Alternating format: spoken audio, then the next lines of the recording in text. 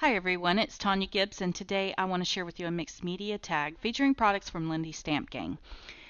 Today I am going to start with a base that I have created using a jelly plate. There are lots of tutorials out there on how to create fantastic designs using a jelly plate, but the thing I really liked about this is it's all so organic, and I wanted to take this particular print, cut it down to a tag size, and create something today using it as my background. What I have done is I have taken this and mounted it onto a piece of chipboard, and then I have also covered the top of my design with gel medium so that it is nice and protected. So I've also pulled out a stash of supplies for decorating the top. These were all found in my bucket of one-hit wonders and little odds and ends and scrap pieces. That's what I like to use when I'm making cards and tags. It helps to eliminate a lot of my scraps, and I really enjoy trying to take these little pieces of nothing and create something fantastic with them. So let's go ahead and get started with the tutorial. To add a little bit of texture to the background, I am going to use this crackle paste from Wendy, Vecchi, and Ranger. It has a nice milky color to it. When I started out, I wanted it to have more of a goldish tone and possibly a more actually patinaed tone. So I'm going to add a little bit of this iridescent gold ink from Liquitex, mix it in really well, and then I'm going to add a little bit of this Pearl X powder. That's just going to give it a little more shimmer, and it's also going to change the tone of this paste from white to this nice aqua patinaed color. Now I'm using the Crafters Workshop Mini Specimens stencil.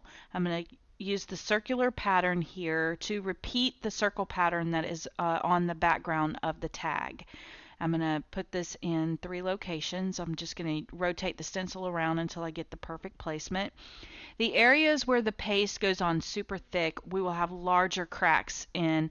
The places that go on really thin, like the rays of the circle, those areas will be very thin, small crackles. Now I'm going to apply this paste to my frame that I have. This is I believe it's a Prima frame. It's been in my stash for a while, so I'm not really sure. This is the Magicals from Lindy Stamp Gang, and this is the Cocoa Bean Copper.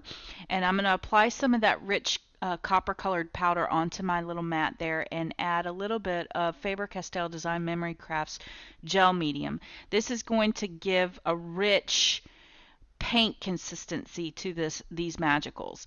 I'm going to just add a little bit of water to make it a little more fluid, and then I am going to use this paint mixture to paint the copper tones on my patinaed frame, and I'm just using my finger to work that into the ridges of the frame. I also allowed the paste that I put onto the frame to completely dry and crackle before I began this process. So it's super easy. I love that the Magicals allow you the flexibility to add them to whichever medium you choose and create the type of consistency that you want for your projects. I felt that my frame needed a little more color texture to it, so I've added some of the Lindy Stamp Gang Starburst spray in the Tiffany's blue. That's going to bring my blue tone right back up to the top. This mist has a really nice iridescent blue shimmer in it as well, so it's going to reinforce that patinaed look. I've decided, since I have so much of this mixture left on my palette, that I would take all these little odds and end pieces and go ahead and color them up. I may not use them all in this process, but this helps me to preserve the paint without losing any of it to waste. So I'm just going to spritz some more of that Tiffany's blue on that resin piece, and then I'm going to spritz it onto my little scraps of lace here as well. So this will give all of my bottom layers the same color tones and values and not take away from my subject that will be in the foreground. This is just a little broken piece of doily that was in my bucket. These little small insignificant pieces are great for layering. I keep them in that bucket. You just never know when you need a little something delicate. These are metal pieces that were cut in half and used on another project that I ended up using or trashing the project itself, and I salvaged all of these pieces off of it. So it's nice to put them to use. I have a light bulb here from the Prima Junkyard Findings and I had already scratched the sentiment off of it to use on another project and it never got used. So I'm also going to use it on today's tag. And again, I wanted to add a little more richness and tone, so I'm going directly into that cocoa bean copper magical and painting that powder directly onto my metal surfaces. Everything is still a little bit damp, so it does help the pigment to sort of spread and blend in with the liquid that is already on the other pieces. But I just love this look of patina that I have created with these two fabulous colors. I'm going to go ahead and add a little more richness to my frame, and again just applying that cocoa bean copper magical powder directly to my frame. Again, it was still sort of wet, so it's still going to blend. Now it's time to start building out. So I've decided to use some gel medium to sort of tack these layered elements in place. This is a piece of the doily. You don't really see a whole lot of it in the final piece, but you do get the texture of it peekabooing out around all of the other elements. These are the little small insignificant pieces of lace that we colored up. These would normally end up in a trash pile, I believe, but I really like the effect they have layered and tucked in around all of these elements. You have the texture of the paper and then the texture of the lace as well as the metal. I really like to have all of these elements in a nice cluster. Because the light bulb is really very heavy, I decided to add a touch of hot glue to the tip of it and then add my gel medium to it. In hindsight, I wish I had allowed it to completely bond before moving forward, but I didn't. It's a very heavy piece. But I have my frame here, and I've decided to rotate that cluster that was at the top was vertical. I decided to rotate it landscape or horizontal so that it framed out the top of my frame a little more. If when we get a close-up photo, you'll notice too that my elements that I'm using mimic the design pattern that is in the background. I have those little pointed pieces that I've accented with the black marker, and those are mimicked in the filigree pieces that I used around the frame. Now I'm going to take my flowers and add a little touch of gesso to the stems as well as to the paper element of the flower. I'm going to wrap that stem up around the paintbrush end to, give it a nice coiled look. Now there's no rhyme or reason as to why I used red here, except it was just in the stack of scraps. But I wanted something in the back of the frame so that I would have an element that my flowers could rest on, and I wasn't sure at this point if you would be able to see this burlap or not in the final piece, so I decided to go ahead and cover up the inside of the frame. I've used a little touch of hot glue to hold these plate elements in place until that gel medium has a chance to really bond. I've taken a Prima rose that was, you can see it in the upper left hand corner there, it just was a little too rose and thick, so I wanted a different kind of texture. So what I did was I ripped it off the stem and I've covered it with a little bit of that bit of bubbly as well as the residual cocoa bean copper magicals that were laying on my desk to give it a little more color and texture. The bud part of this flower I ended up tossing. I didn't need it. So, always look at your flowers as if you open them up, would I have another option for how to use them. So here I've coiled up my second rows. I like symmetry, so what I've done is I've added it to the bottom, so I'm adding it again to the top. This is a dress form that I cut out of book paper. This is the Tim Holtz tiny or mini dress form movers and shapers, and I've sewed up the center so that all of the papers stay together, and then now I've fanned it out and added a little bit of hot glue between each page so that it would fan a little better. Now it's time to add a little color to my clusters to make them all kind of come together and be somewhat cohesive. So I'm using the Tiffany's Blue Starburst spray from Lindy Stamp Gang, and that light bulb is just not wanting to stick. And you'll see here it's going to flop out. I really needed to stop and give that a moment to dry, but I didn't. I was impatient, as most crafters are. So now I'm using the Glory of the Seas Gold Starburst Spray to add a little more of a gold undertone there. And I also used it on the dress form to sort of dingy up those pages a little more and make everything blend into the gold tones that are found into my background. So I'm just going to heat set that really well and let it dry. Now I've pulled out my E6000 glue, and I'm just going to apply some liberally to this light bulb. It's such a heavy piece, and I'm not going to quit messing with it until it dries. So we're calling in reinforcements. I noticed that some of the glue had seeped out around all of the elements, which is one reason why I like the gel medium, is because it does dry clear. But this is an epoxy glue, so it's going to leave residue there. Even though it'll be clear, it'll still have that overflow glue visible.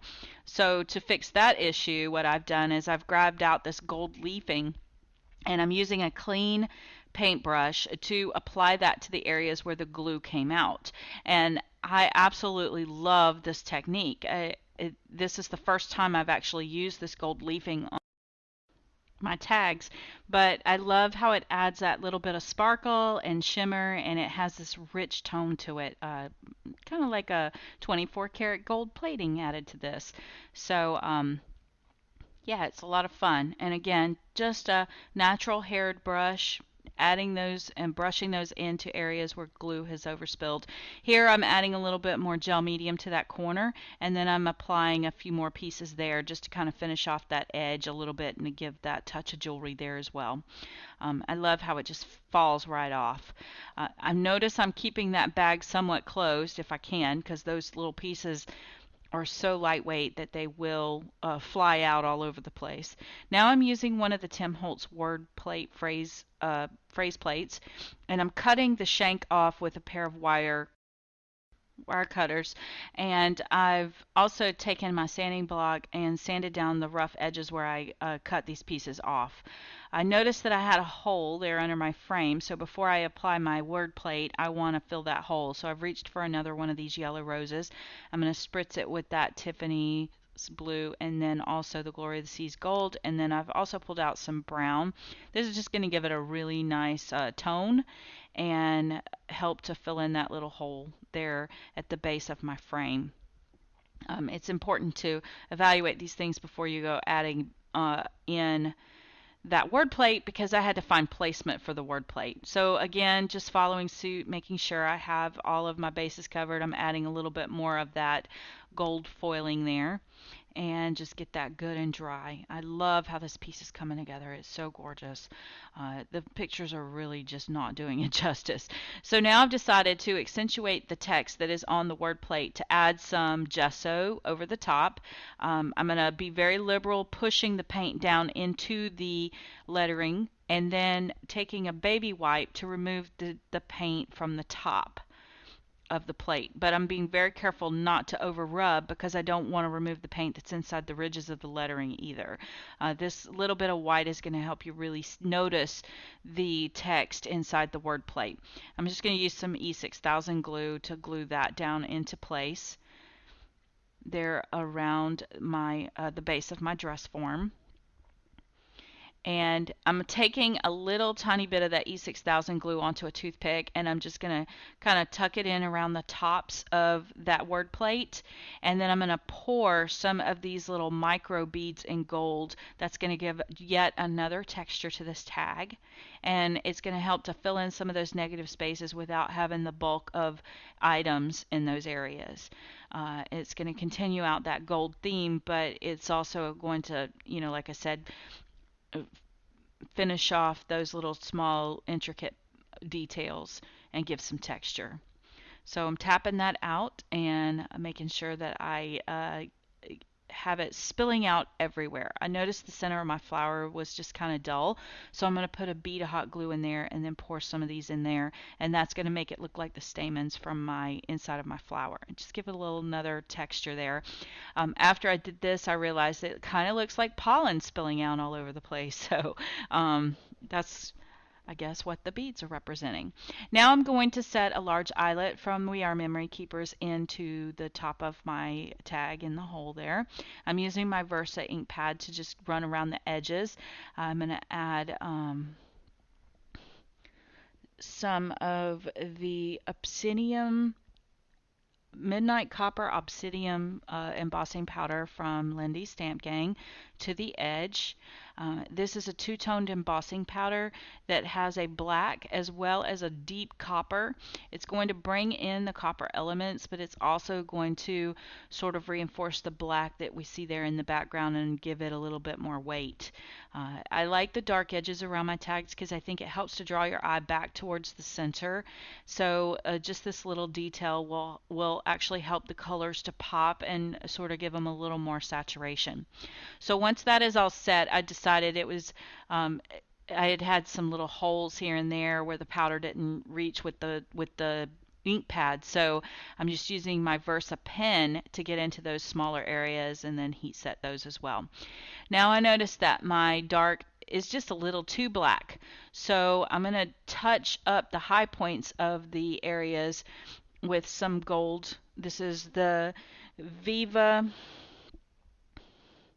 Precious Metal Color Gold enamel paint, and I'm not coloring all of it. I'm just adding a touch of that gold in certain places.